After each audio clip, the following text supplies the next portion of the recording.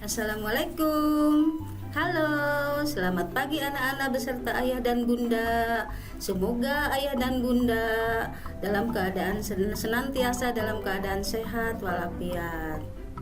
Selamat bertemu dengan Ibu Yani dalam acara daring belajar dalam jaringan. Tetap semangat anak-anak belajarnya ya. Dan Ibu mohon kepada ayah dan bunda untuk selalu mendampingi Ananda dalam pembelajarannya di rumah. Dan ayah dan bunda jangan lupa mengingatkan Ananda untuk selalu menjaga kebersihan di lingkungan rumah agar terhindar dari penyebaran COVID-19. Bagaimana anak-anak, sudah siap belajarnya?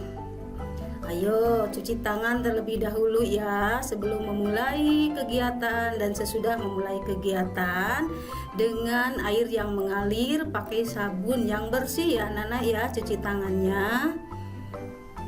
Ya, nah kalau sudah cuci tangan, baiklah kita memulai pembelajaran. Mulai pembelajaran ya, diawali dengan doa. Semoga Ananda diberikan kesehatan dan diberikan kemudahan dalam pembelajaran hari ini ya anak-anak ya. Dan mohon bantuan kepada ayah dan bunda untuk selalu mendampingi Ananda dalam pembelajaran hari ini.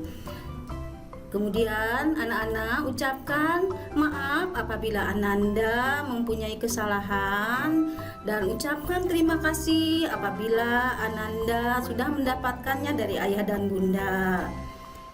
Ya anak-anak ya. Iya, terima kasih anak-anak ya. Sekarang adalah pembelajaran tema 3, peduli terhadap makhluk hidup. Subtema 1 dan pembelajaran 3.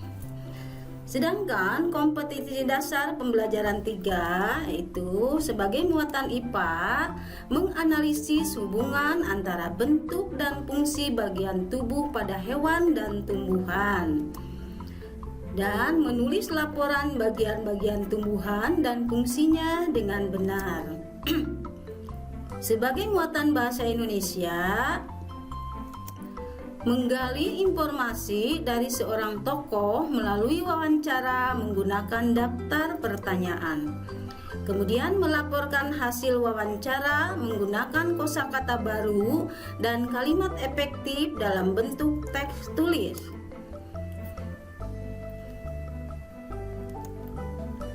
Tujuan yang harus dicapai oleh Ananda yaitu setelah mengamati, siswa mampu mengidentifikasi bagian-bagian tumbuh-tumbuhan dan fungsinya.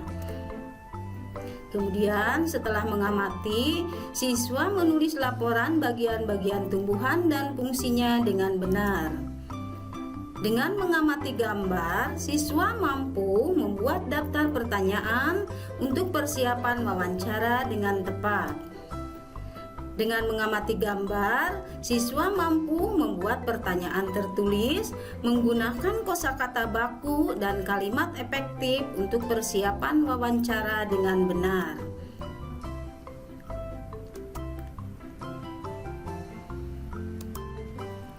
Nah, untuk pembelajarannya waktu pembelajaran kemarin kalian telah mempelajari tentang tumbuhan. Apa itu tumbuhan anak-anak? Coba, apa itu tumbuhan? Tumbuhan itu memiliki banyak manfaat ya anak-anak ya. Manfaatnya bisa dijadikan sebagai sumber makanan, juga sebagai penghasil oksigen ya anak ya. Dan kita mempunyai hak dan kewajiban untuk memanfaatkan tanaman tersebut ya. Kita memiliki hak untuk memanfaatkan tumbuhan sebagai kebutuhan, dan juga kita berkewajiban memanfaatkan tumbuhan itu dengan bijak ya. Nah, mungkin anak-anak di rumah mempunyai banyak tumbuhan yang ditanam.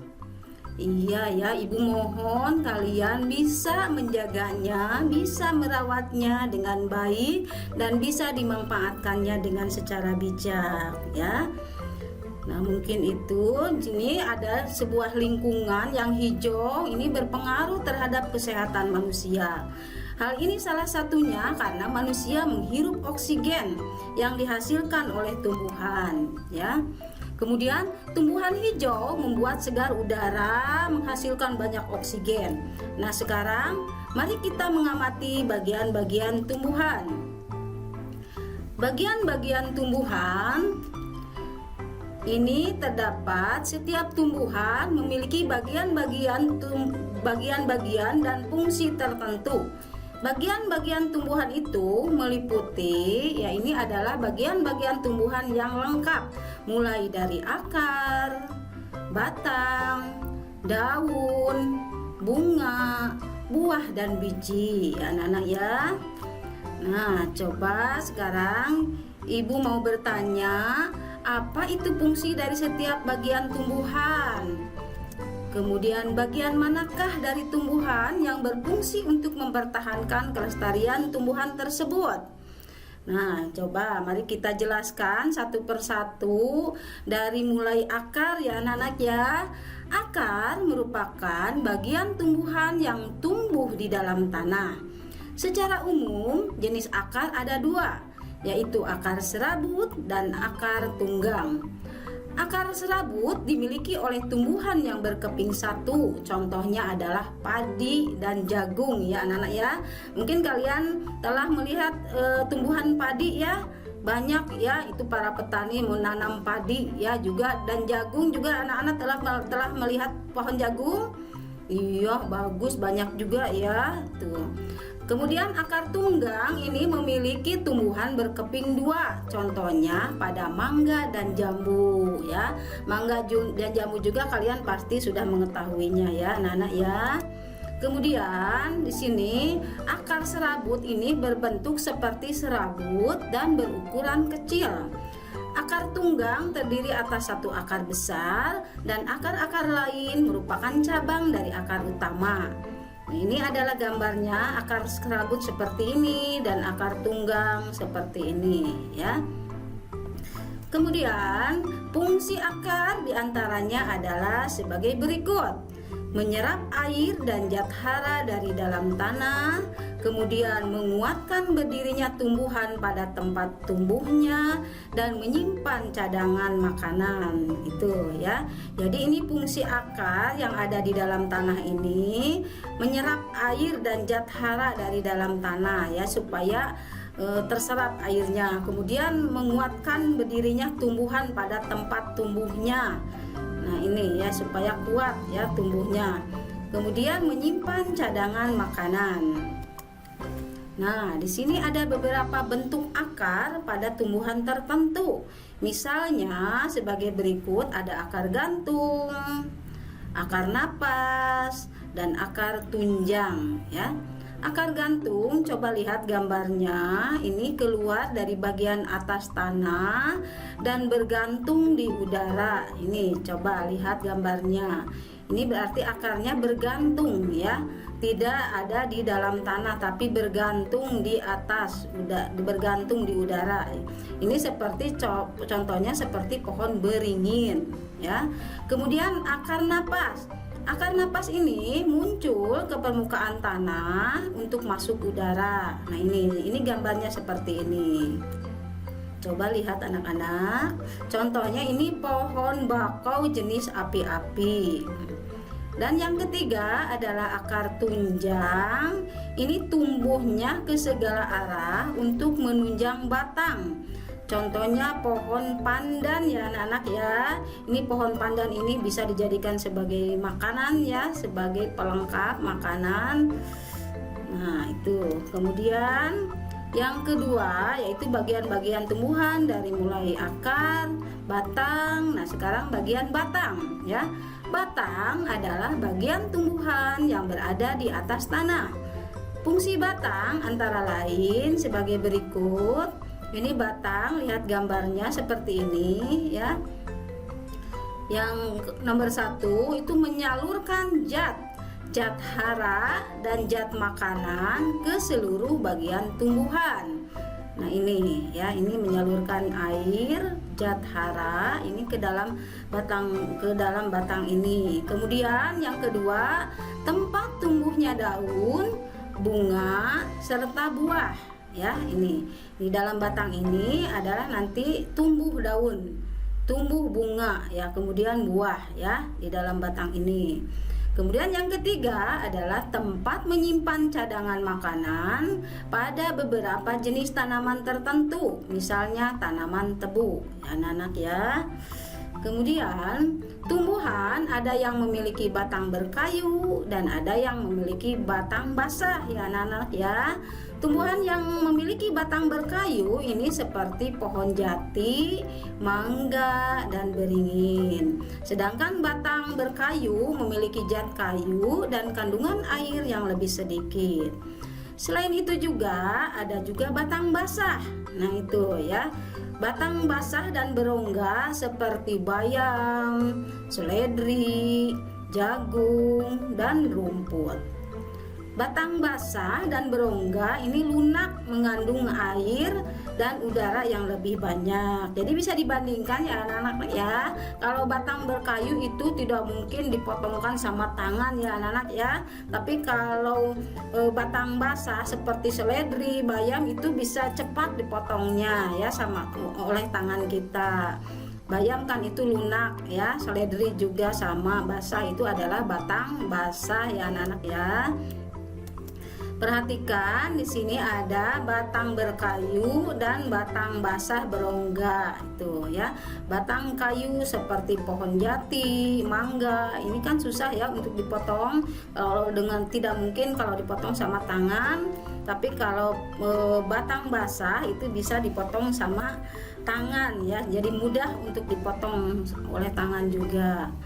Kemudian anak-anak ini yang bagian-bagian tumbuhan yang nomor 3 adalah daun. Daun berfungsi sebagai tempat fotosintesis. Fotosintesis adalah proses pembuatan makanan pada tumbuhan dengan bantuan energi cahaya matahari. Selain itu, daun juga berguna sebagai tempat penguapan air dan sebagai alat pernapasan pada tumbuhan. Nah, seperti ini. Bagaimana warnanya kalau daun anak-anak? Pasti ya kalau daun itu warnanya hijau ya anak-anak ya. Kemudian, daun ini dapat dibedakan berdasarkan bentuk tulang daunnya. Misalnya sebagai berikut. Bentuk tulang daun menyirip. Nah itu bentuk tulang daun menyirip contohnya seperti daun mangga, nangka, jambu air ya, itu daunnya itu berbentuk tulang daun menyirip. Kemudian bentuk tulang daun menjari contohnya seperti daun pepaya, daun singkong. Nah itu ya seperti jari ya anak-anak ya, itu daunnya kelihatannya seperti jari tangan kita. Daun pepaya dan daun singkong ya. Anak-anak sudah tahu daun pepaya, daun singkong juga? Iya, bagus ya anak-anak ya, pinter. Sekarang bentuk tulang daun sejajar. Contohnya seperti daun jagung, daun padi, dan daun tebu.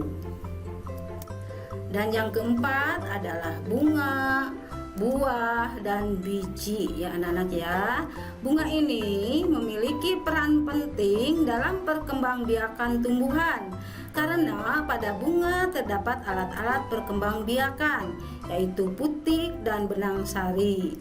Bunga tersusun atas beberapa bagian yaitu mahkota, ini mahkota ya, kemudian kelopaknya dan tangkainya, dan kemudian putiknya dan benang sarinya ya. Ini bunga, buah, dan biji itu merupakan bagian tumbuhan hasil dari perkembangan bunga ya. Putik yang telah diserbuki oleh serbuk sari akan tumbuh menjadi biji ya. Inilah bijinya. Ini gambar bijinya ya. Biji ini dilindungi oleh daging buah. Buah dari setiap tumbuhan memiliki bentuk yang beragam. Inilah gambarnya. Ini sebagai buahnya, kemudian biji ya. Dan sebagai kesimpulan anak-anak, itulah penjelasan bagian-bagian dari tumbuhan ya. Untuk itu, untuk menjaga kelestarian lingkungan, maka tumbuhan sebagai sumber daya alam hayati itu perlu dijaga keberadaannya.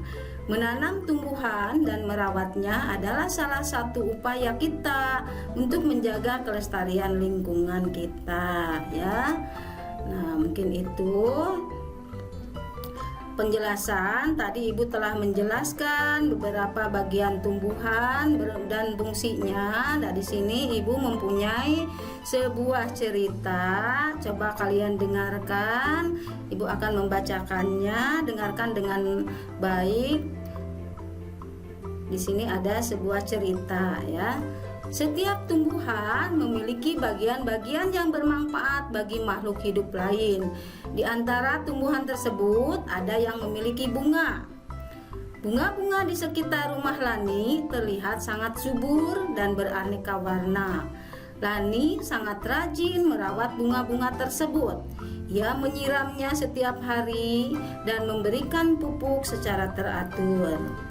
Bunga membuat lingkungan rumah Lani menjadi indah dan sejuk dipandang mata.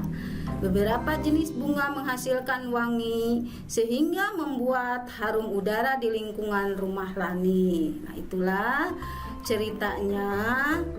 Tadi Ibu telah bacakan. Sekarang bagaimana cara membuat pertanyaan wawancara yang diajukan saat wawancara untuk menggali informasi secara rinci tentang suatu hal atau peristiwa. Pertanyaan wawancara dibuat seperti pertanyaan pada umumnya, yaitu menggunakan kalimat tanya. Perhatikan fungsi penggunaan kata tanya berikut ini ya, nanti ya. Nanti setelah tadi Ibu bacakan bacaan tadi, nanti kalian bisa membuat beberapa pertanyaan. Mungkin kalian ada yang tahu kata tanya apa saja yang bisa dipakai untuk membuat pertanyaan ya, dari mulai apa, kenapa, bagaimana, kapan, dan lain sebagainya ya. Di sini ada penjelasannya. Nanti di akhir cerita, di akhir anak-anak membuat beberapa pertanyaan dari bacaan tadi ya. Sekarang coba Ibu akan menjelaskan beberapa pertanyaan, cara bagian-bagian dari pertanyaan ya. Dari apa berfungsi untuk menanyakan hal atau peristiwa terjadi. Kata apa dapat digunakan untuk mengawali wawancara, yaitu menanyakan hal yang bersifat umum. Misalnya topik tentang cara merawat hewan peliharaan. Contohnya, apa hewan yang Bapak pelihara? Nah, itu ya. Kemudian yang kedua, berapa? Berfungsi menanyakan jumlah. Contoh pertanyaannya, berapa banyak hewan peliharaan Bapak? Kemudian yang ketiga, siapa? Berfungsi menanyakan pelaku atau orang yang terlibat dalam peristiwa. Contoh pertanyaannya, siapa yang memberi makan hewan peliharaan Bapak? Kemudian yang keempat, di mana? Berfungsi untuk menanyakan tempat kejadian peristiwa. Contoh pertanyaannya, di mana Bapak membeli makanan hewan? Kemudian yang kelima, kapan? Berfungsi untuk menanyakan waktu kejadian peristiwa. Contoh pertanyaannya, kapan Bapak memberi makan hewan peliharaan Bapak? 6. Mengapa? Berfungsi untuk menanyakan sebab terjadinya peristiwa. Contoh pertanyaannya, mengapa kandang hewan peliharaan Bapak harus dibersihkan secara teratur? 7. Bagaimana? Berfungsi untuk menanyakan keadaan atau proses terjadinya peristiwa. Contoh pertanyaannya, bagaimana cara Bapak membersihkan tubuh hewan peliharaan? Nah, itu cara membuat pertanyaan nanti dalam wawancara ya. Sekarang Ibu tugaskan kalian untuk membuat 3 pertanyaan wawancara tentang menjaga menjaga kelestarian di lingkungan rumah berdasarkan gambar di bawah ini ya anak-anak ya. Silahkan buat pertanyaannya, hanya 3 saja pertanyaan. Yang tadi Ibu sudah jelaskan dari 7 kata tanya tadi. Boleh kalian ambil salah satunya, boleh dipakai ya untuk membuat 3 pertanyaan tadi. Ibu kasih waktu 5 menit untuk membuat pertanyaannya.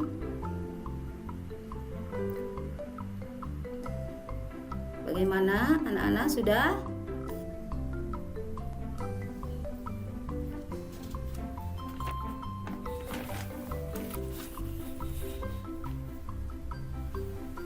Nah, mungkin ada yang sama dengan yang dibuat oleh Ibu. Seperti ini. Ibu telah membuatnya. Apa manfaat bunga bagi di lingkungan rumah? Nah, itu mungkin ada yang sama dengan Ibu, boleh. Siapa yang suka merawat bunga? Dan yang ketiga, kapan Leni menyiram bunga dan memberi pupuk? Nah, mungkin itu. Bagaimana anak-anak? Iya ya, terima kasih anak-anak telah membuat 3 pertanyaan. Alhamdulillah, pembelajaran tema 3 peduli terhadap makhluk hidup, subtema 1 hewan dan lingkungan rumahku, pembelajaran 3 cukup sampai di sini. Untuk tugas dari Ibu, coba kalian menanam salah satu tumbuhan, boleh bunga dan tumbuhan yang lainnya. Kalian jaga, rawat dan pelihara dengan sebaik-baiknya. Sampai jumpa pada pembelajaran berikutnya. Kalau ada sungguh di ladang, boleh kita menumpang mandi. Kalau ada umur panjang, boleh kita berjumpa lagi. Assalamualaikum warahmatullahi wabarakatuh.